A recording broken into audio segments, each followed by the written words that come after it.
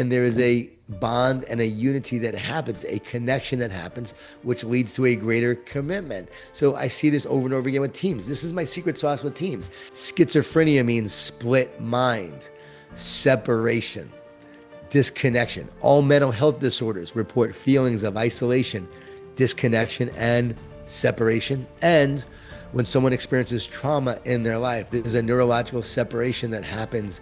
This is how you win. This is how you succeed. It's about being demanding, but not demeaning. And it's about love and accountability, setting the standard, and then you support, encourage, and love as people grow to meet the standard. Okay, on the show today, I have someone very, very special. Someone that I tried to get on the show back in August 2021, and this is the power of persistence and doing what you say you will do. I was told I needed to reach over 100 episodes before I could do this. We've done that, and he's put out way more books in the meantime. A lot's changed, and you can see some of them behind me. Now, the reason I wanted to have this man on is because he's impacted my life, and I know he's going to impact yours. He is a beacon of light. Let him come into your life. He's touched people with how he teaches you to have optimism and those small acts of kindness that go a long way to transforming the world. Welcome to the show, Mr. Jon Gordon. Tim Castle, thank you so much for having me. I really appreciate it. Very kind to you. And you know what's it's cool is that we do have a 100 episode minimum, and a lot of times people don't come back, right? They don't ask again. They don't complete the 100. And that's part of our thing. Like if you're not going to be consistent in doing this and you're not going to really work at this and you're not going to have an audience or a following, why should people come on your show and spend their time doing a podcast if no one's going to listen to it? And so you said a lot has changed with me, but I bet a lot has changed with you over these 100 episodes. And I bet you have grown so much during this time, which I think is more important than anything I've done. Your growth matters. And so think about how cool that is that now we're doing this. But I also think it shows, yes, your persistence. And I'm someone who's persistent as well. Like I asked my wife a number of times to go out with me before she finally did. She blew me off a lot. And I often say it was the best sale that I ever had was selling her, but it took a lot. I'll tell you that. No, I agree. And John, you're completely right. I think I came back at about episode 80 and asked again, and your team has held the standard. They were like, no, you're at 80, you're not at 100, you've got to get to 100. And you're right, because I know that the conversation that we're going to have is going to be different to the one I'd have had at 80, the one I'm going to have at 140. And you're right, it's because I've changed as well, a bit like your book, The Coffee Bean. You've Yeah. transformed. And The Energy Boss, my man, that book started me off on a whole journey. It got me into you. I want to go back though, because I've been listening to you and your content over the years, and I've seen you do amazing things. But I think it's really important for the audience to ground them in the time when you were managing your first Moe's restaurant back in your mid-20s when things weren't going necessarily right. And then how did you change that? Yeah. So I was in the restaurant business. I opened up a bar at 24 and was pretty successful with it. Was able to make it a really cool hot spot in Atlanta, and then sold them back to my partners. They were stealing from me. And so I sold my share back, got out of the business, moved down to Jacksonville from Atlanta. And now, I'm trying to make and create a life for my family. I'm working for a .com thinking I'm going to make my fortune. I had 100,000 shares and I lose my job. So how am I going to pay the bills? How will I support my family? And I was crumbling with fear and anxiety and stress. It was not going well for me. And my future honestly looked very bleak. And then I decided to open up a restaurant again. And I got involved with the Moe's Southwest Grill. I became the first franchisee in Florida for Moe's Southwest Grill. Now there's like, I think over 300 Moe's, but I was the first one in Florida. And second mortgage my home, $20,000 in credit cards to open up this Moe's. But I'm running this Moe's. I'm the owner. I'm wiping tables down. I never made a burrito though, Tim. My thing was I'm not going to make burritos, but I'm going to be the front line guy. I'm not a great cook. I don't know how to cook, but I will be in the front line and I will be wiping tables down. I will be greeting people. A lot of people didn't even know I was the owner. I was like 29, 30 years old at the time. But somehow, some way, faithfully, I felt God carried me during that time. There were many moments I thought we were going to go bankrupt. There were many moments I thought I was going to lose everything. There were many moments that I didn't know if I had any more strength to keep this business going. But I kept on praying, kept on walking, kept on hoping, kept on dreaming, and finally we made it successful. And then next thing you know, we made our first profit. We made a bigger profit. We did really well. I opened up several other Mo's, but then I also knew I wanted to write and speak, and that was my big goal. And so I really worked on becoming a more positive person. That was my goal, become more positive. And with that came the awareness and the insight that, okay, not only do I want to get better, but I want to help others get better. And so it began as a quest to help myself get better. And then it became a mission to make a difference and help others get better. I love that. I relate to that so, so much. When did spirituality come into your life? And like, how was your life before that and what changed? Yeah, well, I was always pretty spiritual in the sense of like I would lay on the ground as a kid, and I always believed that there was a higher power watching me. Like there was a Mm, personal power, a personal God that cared about me. I always felt that. And my mom was Jewish. I was actually bar mitzvahed. I never, though, knew much about religion, Catholic, Jewish, or any kind of religion.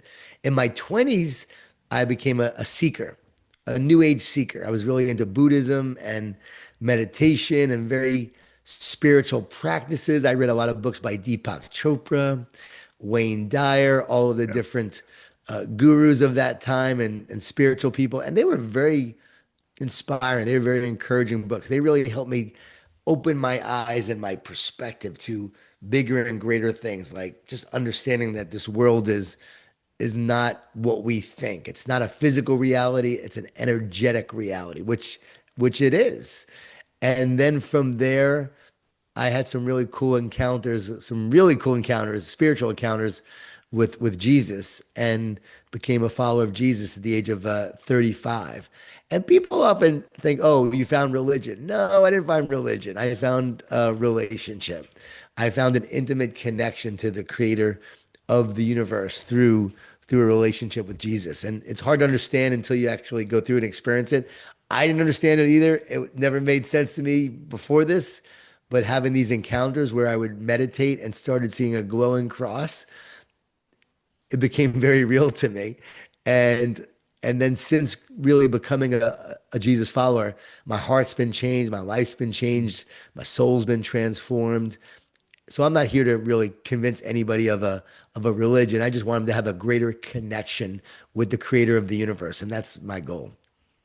That's it. You can see that you're spreading the light. You're a servant It's leader. it's And light, it's love.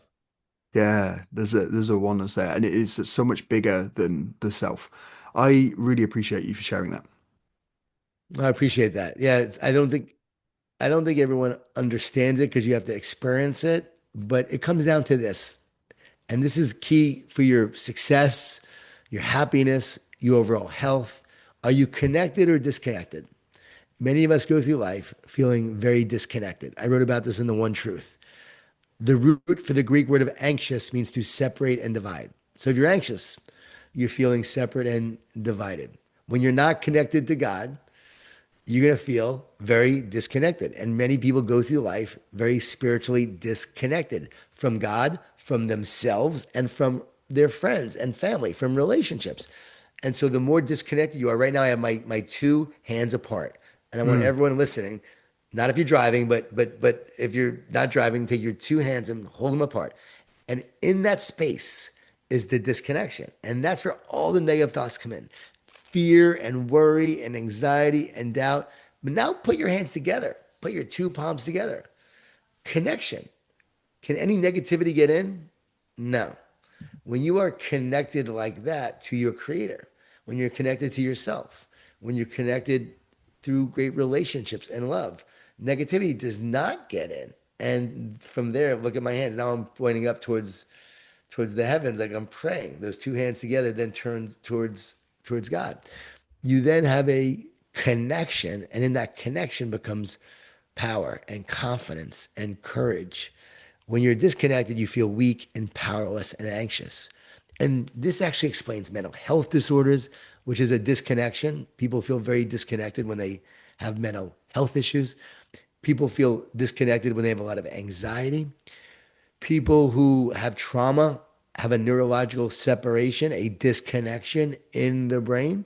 And so you can see this over and over again, how it plays out. And there's really a disconnection in your soul. They have a wound. What is a wound but a separation of the skin? It's a disconnection. Now move towards connection.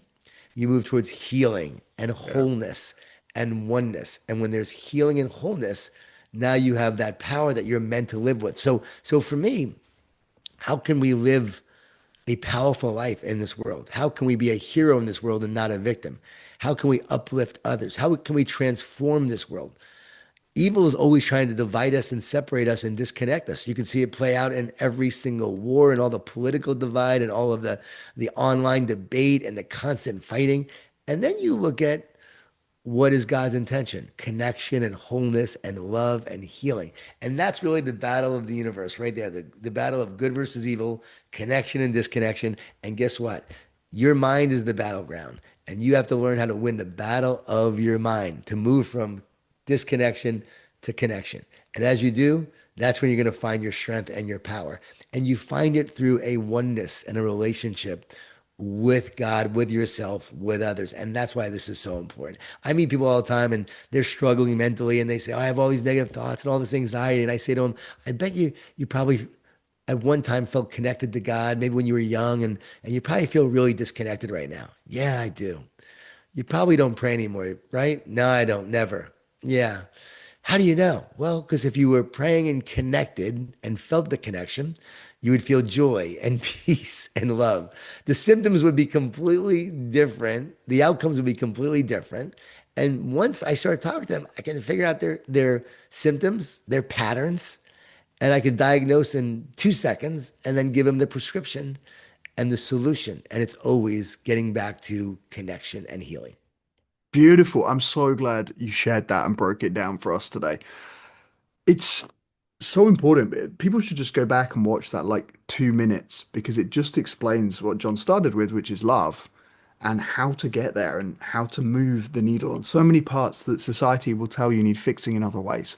So, John, you change lives in boardrooms, in living rooms, in locker rooms. You're all over the place doing your work. Now, I know that some people will think about positive leadership. How do you handle that when you go into maybe a boardroom and the leadership team doesn't want to understand about optimism, like and the hard truths and accountability? Like, how do you balance that with accountability and optimism?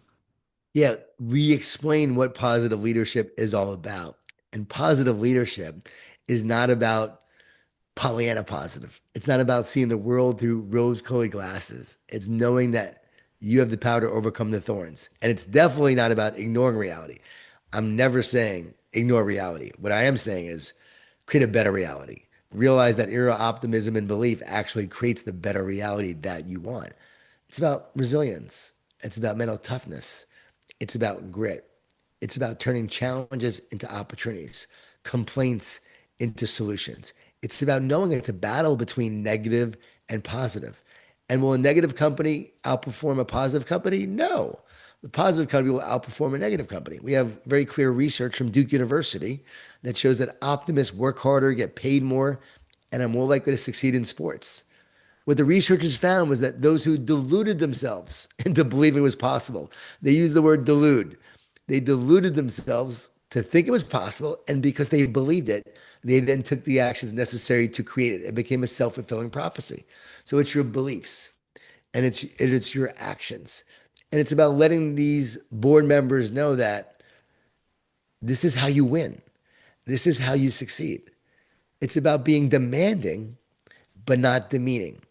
And it's about love and accountability, setting the standard, and then you support, encourage, and love as people grow to meet the standard. And then if they're not meeting the standard, you're having the hard, difficult conversations. You're talking about the truth in love in order to get them better because you care about the team, the organization, and everyone in the community and everyone who benefits from it. So, like when I say community, it could be your stockholders, it could be your investors, it could be the spouses, the families. It's about making sure that we are truly, truly holding people accountable. And I show them the performance. This is what the standard is, and this is what your performance looks like. So people think you have to choose between positivity and winning, but you don't have to choose.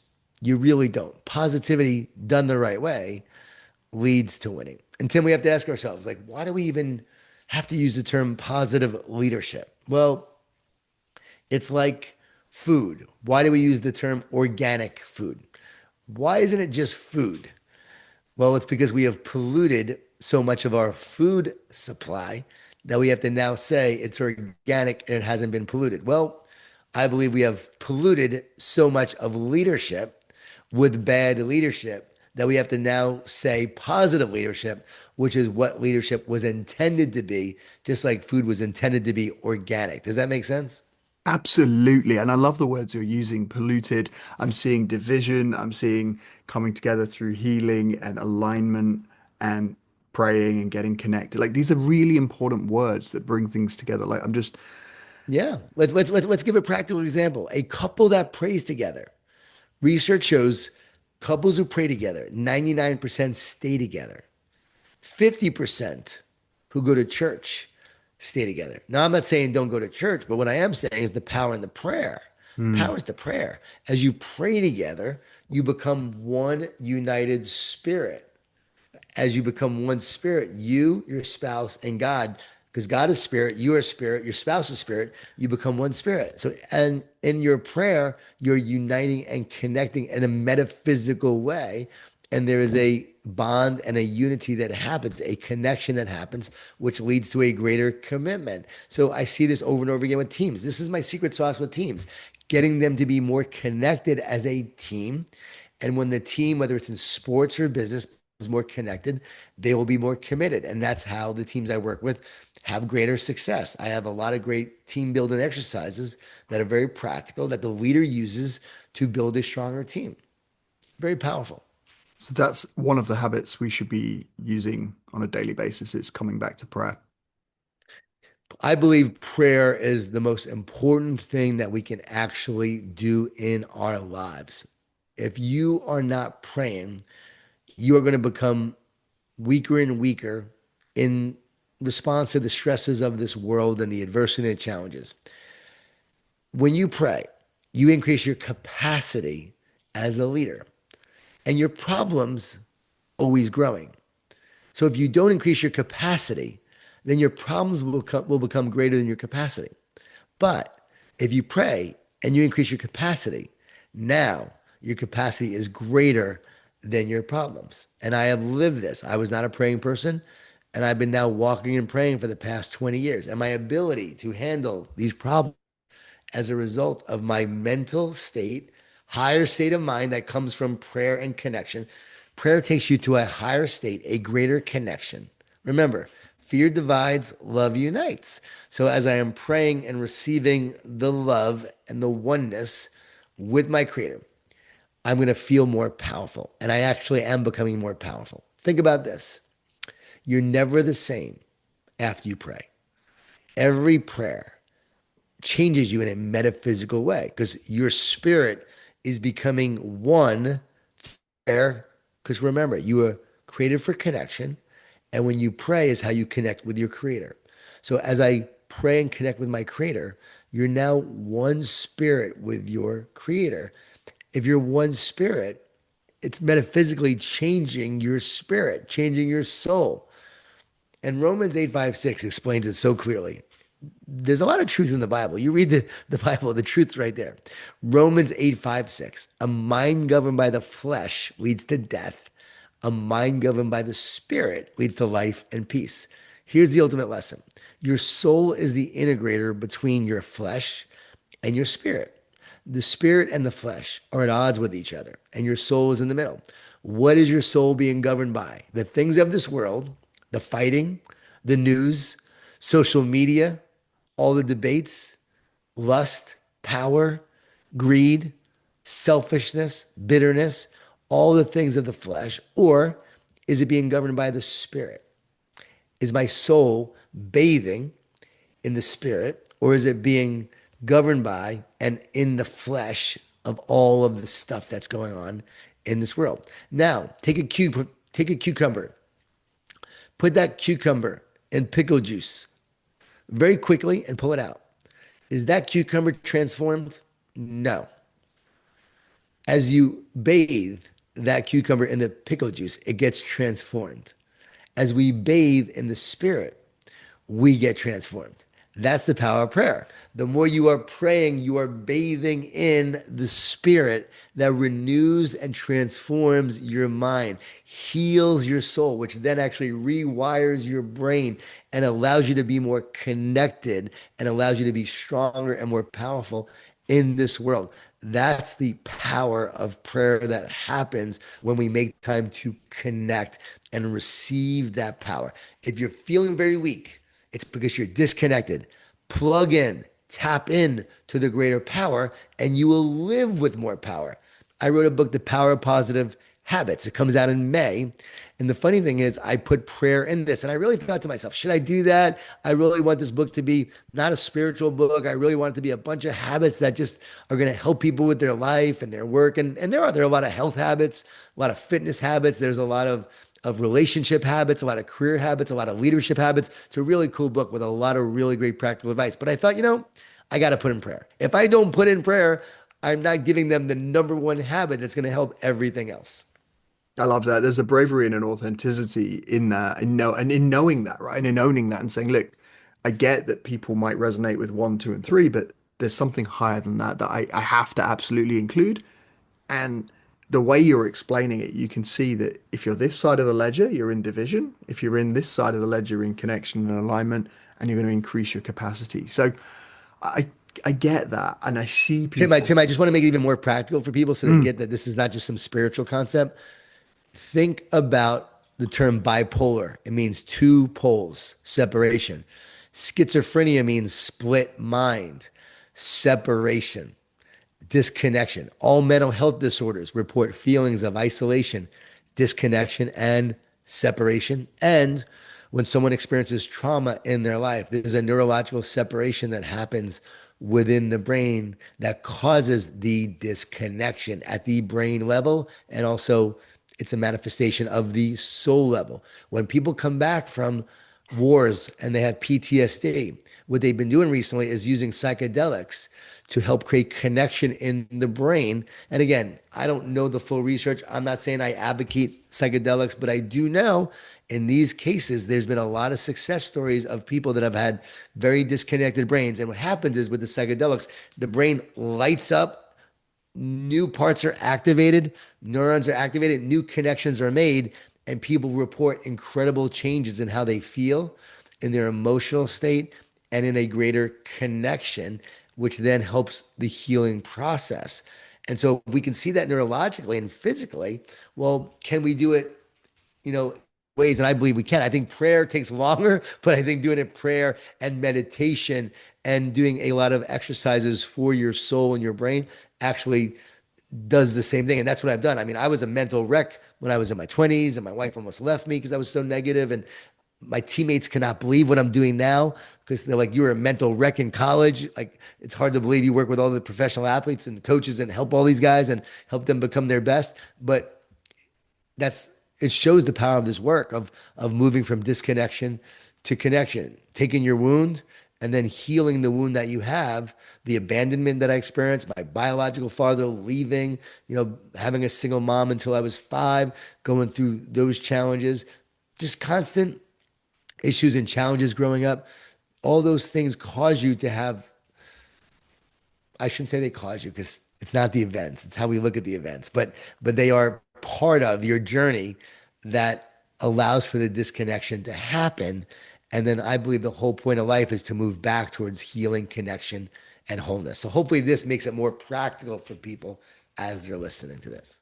absolutely does. Absolutely does. Thank you for adding that. So, how do we light the way for others? Final question, roles and responsibilities. So, how do we impact beyond that?